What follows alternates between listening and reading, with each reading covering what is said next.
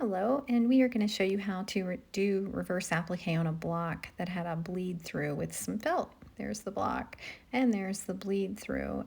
You want to measure 1/4 of an inch from the seam, and then you're going to cut that block out right on the line around that seam. So just take your time and use a ruler and get that measured out.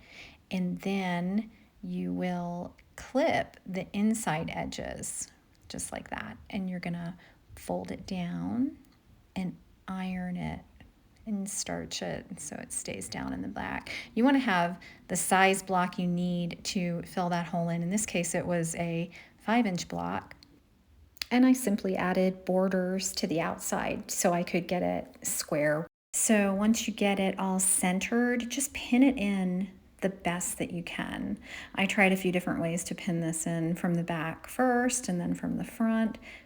This worked the best. You can also use temporary basting spray to hold that block down. And then you just want to slip stitch the block in place. So use your best slip stitch and just baste that edge with tiny slip stitches right to the opening there. And you want to use a matching thread, if I didn't already say that.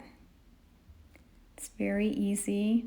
And a reverse applique is not just to fix mistakes on your quilt. You can use really cute fabric and fussy cut images and make little, maybe put something in a window on a quilt or something like that. So this is a really fun technique to learn and to play with, and in this case, fix a quilt if you have a little mistake on a block and you've already finished it like I had, and I wasn't gonna be taking the whole row apart.